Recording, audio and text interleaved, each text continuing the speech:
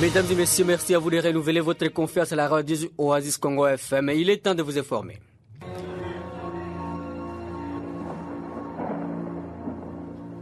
Oasis, la météo. Voici comment se présente la prévision météorologique de ce vendredi 9 août 2024 en ville de Béni.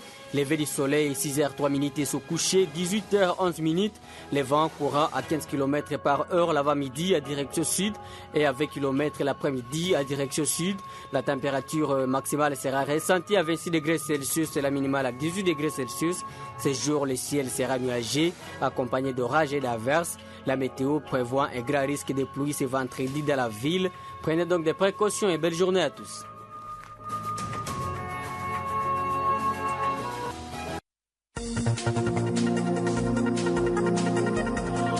Insécurité urbaine à Béni, des coups de balai ont été attendus la nuit du mercredi à ce jeudi dans les quartiers Massiani.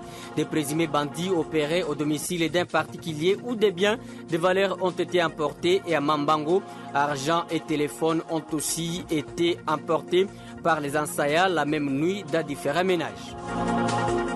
Baisse du prix des pommes de terre actuellement dans la ville de Butembo. Les sacs qui se vendaient à 140 000 francs congolais se négocient actuellement à 120 000 francs congolais. Les causes sont à suivre dans cette édition du journal. Et en province de l'Ituri, plus de 30 barrières illégales ont été identifiées par la CRDH sur différentes routes des dessertes agricoles à territoire de Mambasa. Les autorités compétentes sont appelées à s'impliquer pour mettre terme à cette forme de tracasserie de la population.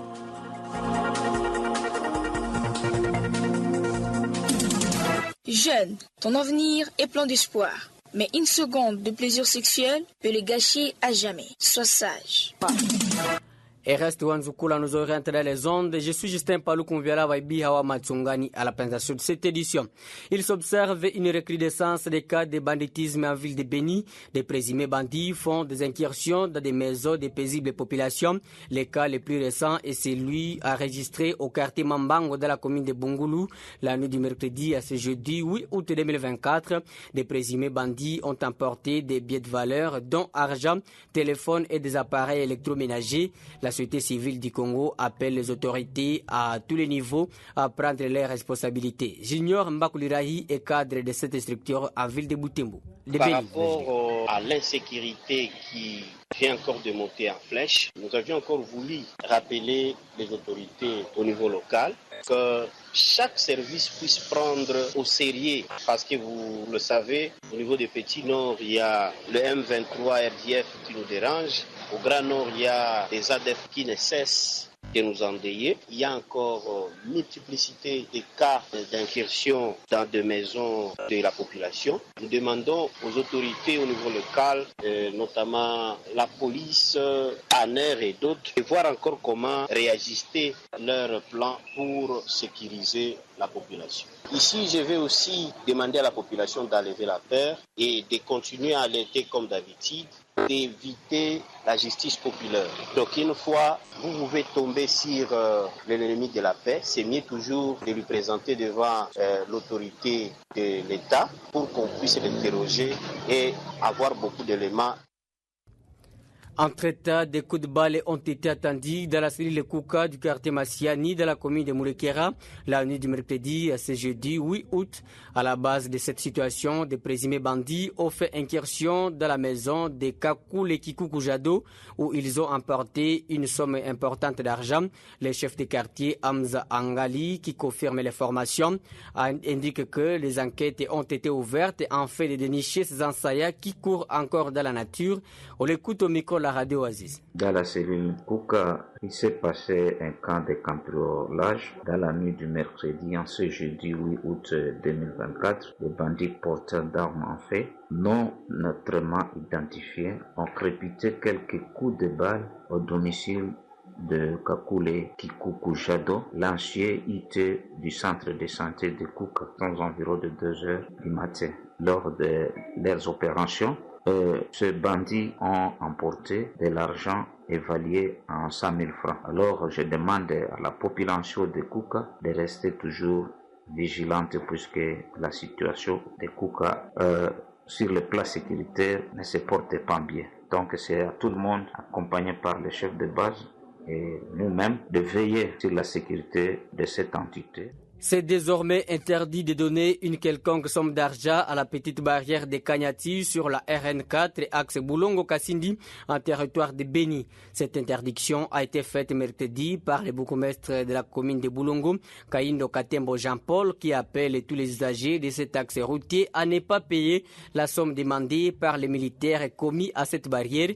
Cependant, il parle d'un checkpoint qui est autorisé et c'est pour la sécurité.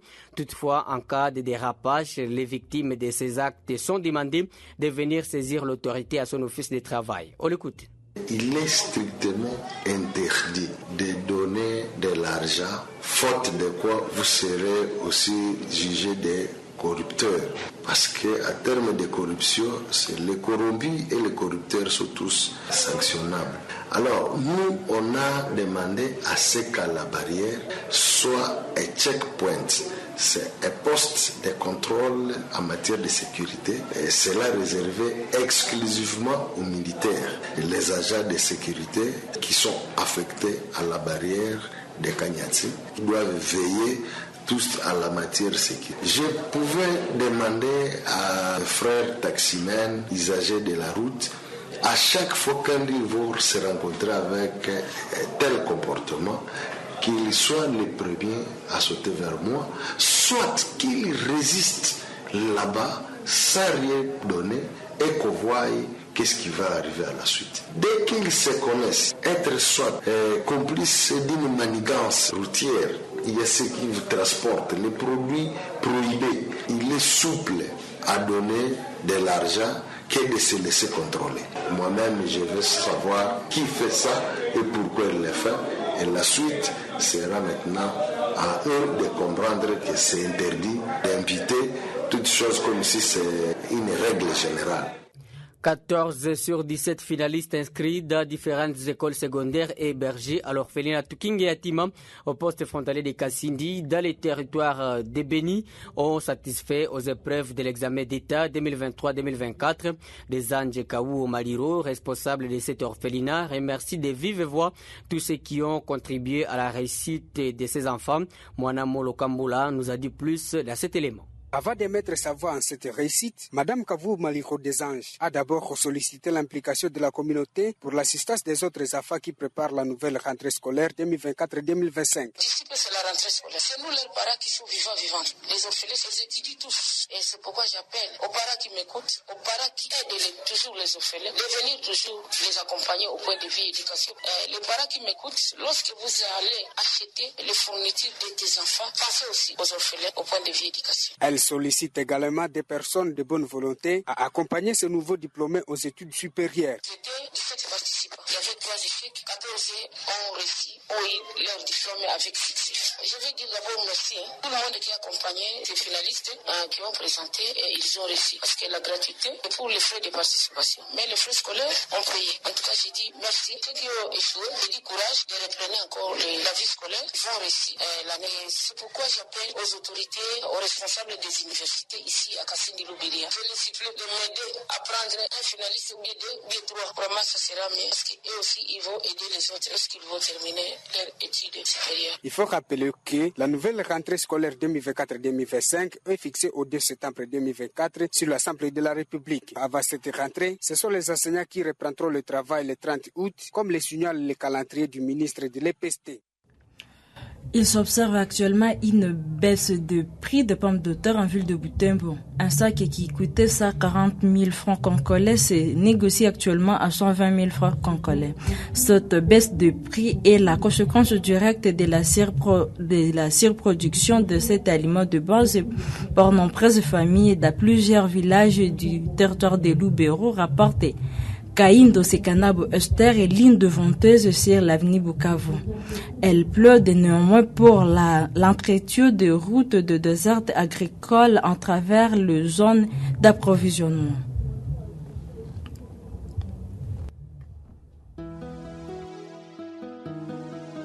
Oasis.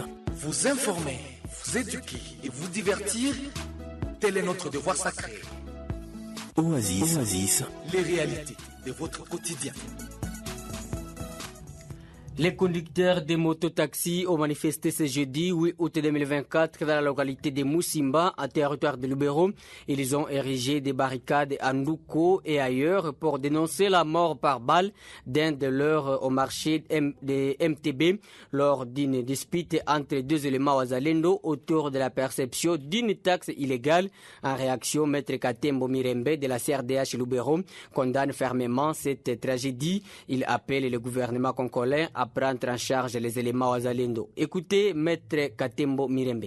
Nous voulons voir aussi les gouvernements prendre en charge tous les éléments des groupes de volontaires ou des réservistes qui sont dans la région, de peur que ceci ne reste encore un fardeau à la tête de la population civile victime des atrocités. Nous demandons aussi à nos volontaires ou nos wazalendo de veiller au respect strict des droits de l'homme, qui doivent être protégés, qui doivent être respectés à tout temps, que ce soit à temps de guerre comme à temps de paix. Et car c'est la vie humaine, étant sacrée, qui a été touchée au moment de ces événements. Nous demandons aussi à nos frères wazalendo d'éviter la tracasserie, le paiement des taxes illicites auprès de la population meurtrie ou la population civile victime des atrocités ou victime de la guerre de l'Est. Tous les militaires et policiers de la ville de Goma se feront chaque fois identifier auprès des chefs de quartier avec leurs armes. Cette affirmation a été faite mercredi 7 août par la 34e région militaire. En réaction, la société civile de Goma, qui salue cette mesure, pense que ce travail ne devrait pas être exécuté par les civils, mais plutôt par les services de la logistique et de l'administration militaire. Mario Ngabo, son président urbain, souhaite voir par ailleurs que cette mesure soit annulée par les commandants de la 34e région militaire en fait d'éviter les pires dans les prochains jours. On écoute Mario Ngabo dans cet élément sonore. La 34e région militaire demande aux chefs de quartier d'identifier tous les militaires et policiers avec leurs armes, ceux-là qui habitent dans la cité de la ville de Goma ou qui sont en détachement. C'est une très bonne mesure pour la société civile, car pour la sécurité dans le quartier et le contrôle des personnes en armes vivant au sein de la population civile. Donc, la société civile appuie cette initiative, mais se pose plusieurs questions quant à cette mesure et sur le pratique d'accompagnement de cette mesure. 1. Depuis quand un militaire se rend auprès d'un civil pour s'identifier? 2. Les chefs de quartier ou leurs secrétaires ont-ils eu des renforcements des capacités pour mener l'identification des unités militaires, la numérotation et la vérification d'armes et munitions? 3. Comment le chef de quartier saura si les armes et munitions en quantité, en type et en caractéristiques leur présentées sont celles réellement connues et détenues par le militaire et policier à partir du dépôt de désarmement? 4. Les civils, en identifiant les armes et les munitions, doivent-ils les toucher? Et si incident d'explosion, des grenades, des mortiers, mais qui en sera responsable? 5. La société civile pense que ça, c'est un travail propre au service de la logistique et de l'administration militaire. Ainsi, nous demandons à la 34e région militaire d'annuler simplement cette mesure parce que ça côte à confusion et de confier ce travail à ses services attitrés, puis la population à travers les chefs d'avenir. Ceci évitera le pire. Insécurité à Goma, le président provincial de l'Association nationale des victimes du Congo dénonce les filtrations de la ville par certains éléments incontrôlés qui se filtrent dans les services de sécurité. Sadiki Chemukobia alerte également sur les tracasseries en outrance dont est victime la population de Goma. Celui-ci sollicite au gouvernement congolais de relever certaines unités affectées à Goma au sein des 10 services pour la stabilité de la ville. Écoutons Sadiki Chemukobia dans cet entretien qu'il a réalisé avec notre confrère Alfani Biambe Alidor de la BRTV. La ville est infiltrée depuis la prise de certains territoires par les rebelles. Tous les policiers qui étaient dans les Rutshuru, Massif, ils sont tous cantonnés ici dans la ville. Et à part ça, vous trouverez que dans la ville de Goma, il y a des militaires incontrôlés, voire même des fois wazalènes. Tout fait ce qu'il veut dans la ville. Pendant la nuit, il change sa casquette, même les agents de l'ordre. Et aussi, ils amènent aussi des collabos. Et ce sont des collabos qui sont aussi nombreux par rapport aux agents que Kinshasa connaît. Dès qu'ils arrivent ici, chacun il se cherche et va les paisibles citoyens. Et tout ça, ça devient une charge à la population. On trouve que c'est nous, en tant que paisibles citoyens, qui sommes toujours victimes de l'insécurité. Nous sommes aussi victimes de tracasseries. Chaque jour, on se réveille à Goma. Vous allez toujours attendre que non, dans tel quartier, on a tué autant de personnes, on a pillé, on a fait ceci. Or, nous sommes quand même le sinistré dans la ville de Goma. C'est de ma proposition. Je souhaiterais qu'on puisse d'abord faire une périmétration, à commencer par les cadres de base, et voir certains agents de sécurité qui sont censés sécuriser la ville. Il faut aussi même voir amener des contrôles au service de l'enseignement, là où ils amènent aussi beaucoup de gens qui s'appellent des collabos. Et tous ces collabos-là, qui amènent toujours de sécurité aussi même. Mais aider à la population et d'être toujours soudés et derrière quand même les idées des chefs de l'État et de dénoncer tout un camp de violation des droits humains. Le verdict est tombé de l'affaire opposant Corneille Nangaa et consorts au ministère public de la RDC. Après plusieurs audiences organisées à la prison de Ndolo, le président de l'Alliance Fleuve Congo, Corneille Nangaa et consorts, sont condamnés à mort par la justice congolaise pour crime de guerre, participation au mouvement terroriste. Nangaa devra par ailleurs payer une amende de $1 milliard et la justice a ordonné son arrestation, bien qu'il échappe en ce moment au contrôle des forces de l'ordre car maintenant la guerre contre les FARDC et occupe quelques territoires dans l'est du pays. Le verdict a été prononcé en présence du ministre d'État, ministre de la Justice et des gardes des Sceaux qui a déclaré dans une interview qu'il se met dans le processus pour traduire Paul Kagame en justice pour des crimes que ses troupes ne cessent de commettre sur le sol congolais. La CRDH antenne de Mambasa, en province de l'Ituri, appelle les autorités militaires à supprimer toutes les barrières illégales érigées sur la RN 44 et sur des routes de dessertes agricoles dans cette zone. Cette organisation de défense des droits humains a lancé cet appel ce jeudi 8 août après avoir répertorié au moins 30 barrières dans cette entité, tout en estimant qu'il y aurait complicité des autorités politico-administratives dans cette affaire. Rams Malikidogo, secrétaire de la CRDH Mambasa, appelle les autorités à mettre fin à cette pratique. On l'écoute. Après le monitoring mené par l'équipe de la CRDH, avons constaté 30 barrières érigées par les militaires FARDC sur la RN44, mais aussi sur toutes les routes des déserts agricoles. Sur ces barrières, le passage est monnayé. Ceux qui fréquentent la RN44 sont témoins. Nous traitons vraiment cette question d'une complicité des autorités militaires et politico-administratives parce que personne ne peut dire qu'il ne connaît pas la souffrance qui traverse la population de la chefferie de Babila Babombi. C'est aberrant, très aberrant et très regrettable de voir vraiment une prolifération de barrières dans une zone purement insécurisée. Si ces barrières étaient là pour la sécurité de la population, ça pouvait être souhaitable. Si et seulement si les autorités militaires, politico-administratives n'ont pas intérêt dans ces barrières, pourquoi ne pas supprimer ces barrières? Parce que c'est l'unique solution. Ces barrières fragilisent le mariage civilo-militaire. Il y a des victimes, il y a des motards qui sont flagellés, il y a des passagers qui sont fouettés à la place des motocyclistes parce que les motocyclistes ont refusé de payer la contribution. C'est devenu obligatoire, c'est comme si c'est une taxe, alors que nous savons que les militaires sont régis par le ministère de la Défense, alors que le ministère de la Défense n'a pas vraiment une taxe. Alors nous demandons aux autorités militaires et aux autorités politico-administratives de supprimer toutes ces barrières. Dans le cas contraire, la population se prendra à charge pour mettre fin à cette tracasserie. Les services étatiques du territoire du Romou, les éleveurs et les agriculteurs vivant près du lac Albert se sont réunis depuis jeudi 8 août à Kasséni, chef-lieu du secteur de Bahema Sud, dans le cadre du projet d'appui à la cohésion sociale par la résolution pacifique des conflits à territoire de Ndjougou, Mambasa et Irumu dans la province de l'Ituri. Cette activité est organisée par l'organisation des réseaux d'action pour le développement et le progrès intègre RADPI. Cependant, le chef du secteur de Bahema Sud a remercié les efforts déployés par le gouverneur militaire pour assurer la stabilité dans son entité. On écoute le chef Kataloho Takumara Entré qui invite les différentes parties à la sincérité. Je tiens à remercier d'une façon particulière son Excellence Monsieur le gouverneur militaire de la province de l'Ituri, le lieutenant général Johnny Kachamalukoya, pour sa ferme détermination et volonté pour pouvoir tenir bon à la sécurité de la province de l'Ituri, du territoire d'Irumu et le secteur de Bahema Sud en particulier, tout en tenant compte de la sécurité qui est donc son cheval de bataille sur l'ensemble de sa juridiction.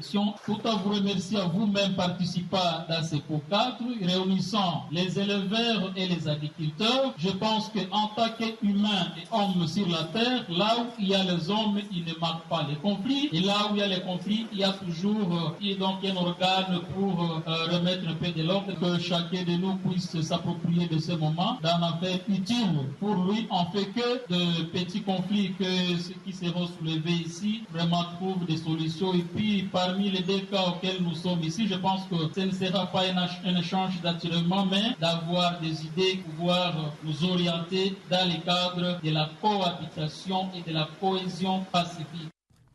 Au nom de l'exécutif provincial, le colonel Siro Simba Bungaja, administrateur militaire du dit territoire, dans son mot d'ouverture, a appelé les partis conflictuels à trouver les solutions pacifiques et à privilégier la cohabitation pacifique pour ne pas donner les couloirs aux ennemis de la paix.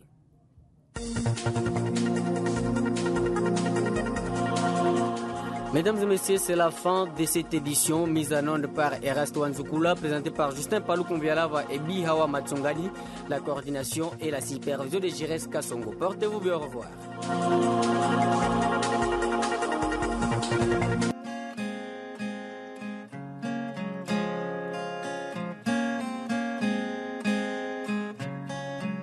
Le guichet unique avec un agent unique pour un service unique. Oui, ce service est unique en ce genre par le fait qu'il est sans concurrent. Voyez-vous, dans toute la cité, les services dont il est question gèrent ses abonnés par un prix forfaitaire indiscutable. Faute du mieux, les abonnés se contentent de ce qui existe. Au royaume de là-bas, le code du travail parle de 45 heures de travail la semaine. Mais l'agent unique placé au guichet unique de travail a un horaire spécial allant de 8h à 19h, du lundi au samedi, et même le dimanche, elle est visible. La dame de fer, toujours seule au guichet devant ses machines, réalise en elle seule une journée de 11 heures de travail, ce qui ramène à quelques 70 heures la semaine, en y ajoutant l'après-midi de dimanche évidemment. C'est la seule entreprise de la cité où l'inspection du travail fait sourde oreille, car selon la loi du Grand Royaume, plus de 45 heures de travail par semaine est une infraction de surcroît pour une dame. Par ailleurs, durant toute une journée, elle doit répondre à des questions bizarres lui posées par des gens nerveux par la qualité des services qu'elle vend. Un guichet unique pour toute une cité où les abonnés sont éparpillés. Certains font 8 km pour y arriver. D'autres encore font 16 km, autrement dit, en aller-retour. Et c'est là à la recherche juste de l'énergie la plus chère au monde. En outre, les coûts de transport s'ajoutent aux coûts de l'énergie pour les abonnés lointains évidemment, ceux qui sont loin du guichet unique.